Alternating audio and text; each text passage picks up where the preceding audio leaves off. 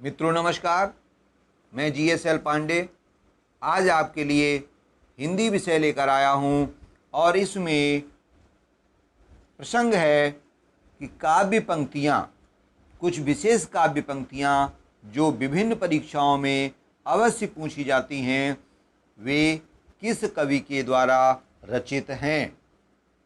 मित्रों, ये बहुत इम्पोर्टेंट प्रश्न है, इसको ध्यान से इन पंक्तियों को तैयार करें और ध्यान रखें कि किस कवि ने इनको रचा है।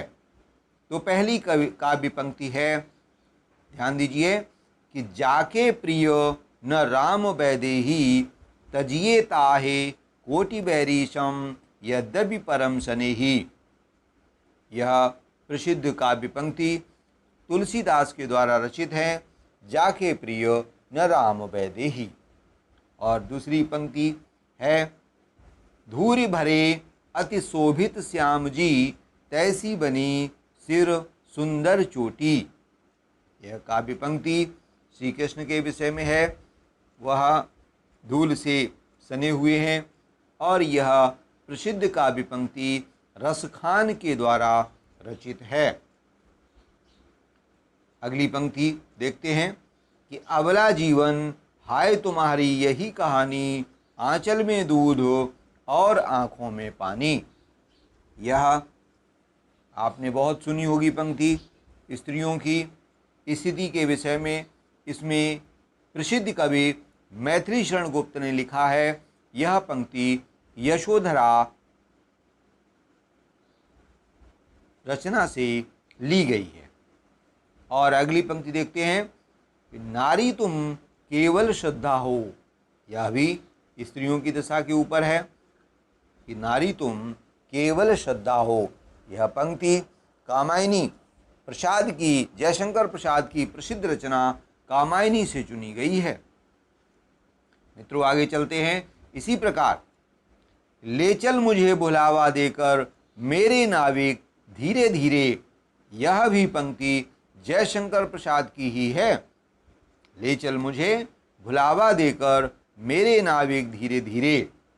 और अगली पंक्ति देखते हैं, श्रेय नहीं कुछ मेरा मैं तो डूब गया था स्वयं शून्य में, वीणा के माध्यम से अपने को मैंने सब कुछ सौंप दिया था। यह पंक्ति अज्ञेय सच्चिदानंद हीरानंद वात्सायन अज्ञेय द्वारा रचित यह पंक्ति है। अगला देखते हैं, मैं उनका आदर्श जो व्यथा न खेल सकेंगे। फिर से देखते हैं, मैं उनका आदर्श जो व्यथा न खोल सकेंगे, पूछे का जग किंतु पिता का नाम न बोल सकेंगे। यह पंक्ति शमशेर के द्वारा रचित है। प्रसिद्ध कवि शमशेर की ये पंक्ति है। अगला देखते हैं, तपनी मृगशिरा जे सहें ते आद्रा फलवंतो। यह मृगशिरा और आद्रा ये दोनों नक्षत्रों की बात कही है इस पंक्ति में।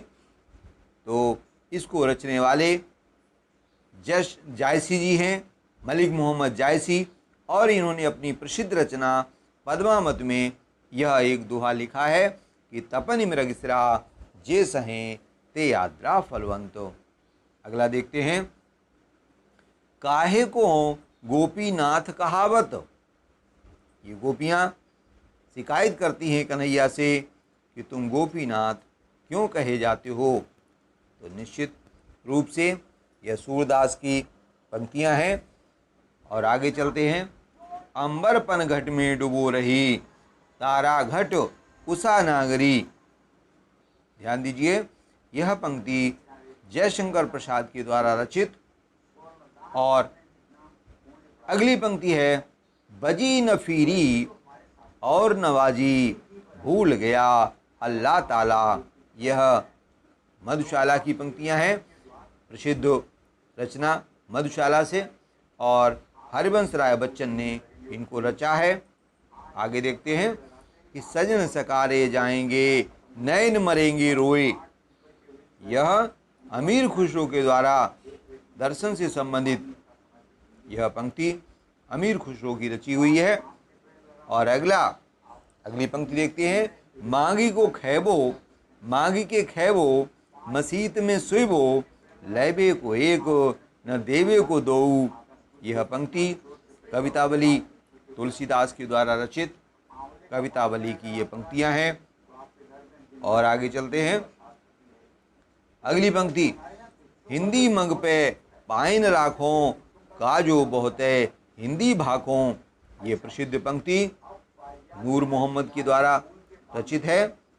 और आगे चलते हैं कि लोगन कवित्व को भी खेल कर जानो है, अर्थात उन्होंने कविता को बहुत आसान नहीं माना, बहुत लोग इसे हल्के में लेते हैं। यह प्रसिद्ध पंक्ति ठाकुर के द्वारा, कवि ठाकुर के द्वारा प्रस्तुत की गई है। और आगे चलते हैं।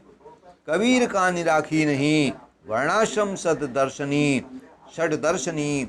यह पंक्ति नाभादास के द्वारा रचित है। और अगली पंक्ति देखते हैं।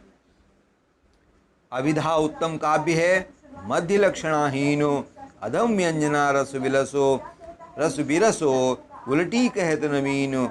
यह जो शब्द शक्तियाँ हैं उसके विषय में अपने विचार रखे हैं। इसके प्रसिद्ध कवि देव के द्वारा यह विचार रखा गया है। और अगली पंक्ति देखते हैं। नैन नचाए कही मुस्काए, लला फिर अयो खेलन होरी। यह प्रसिद्ध पंक्ति श्री कृष्ण को पुनः बुलाया गया है होली खेलने के लिए। और यह प्रसिद्ध पंक्ति पद्माकर के द्वारा रची गई है। और आगे चलते हैं। वियोगी होगा पहला कवि, आह से उपजा होगा गान, उमड़ कर आँखों से चुपचाप बही होगी कविता अनजान।